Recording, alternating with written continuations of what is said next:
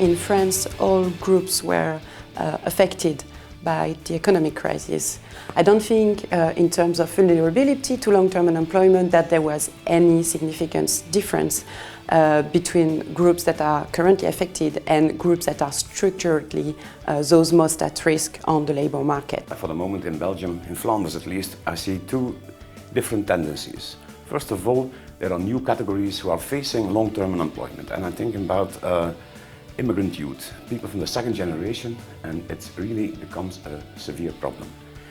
And the second tendency is that people who already faced long-term unemployment, but who are quite a bit invisible, people like who are living in poverty, or ex-prisoners, for instance, they were almost invisible, and now they become invisible.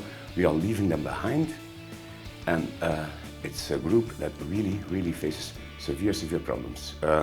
We shouldn't have left anyone behind, but we are doing it at the moment. I think we're seeing a changing economic geography at the moment, and there'll be particular parts of the world, particular regions and indeed individual countries that experience the effects of unemployment to do with changes in the global markets differently to other countries.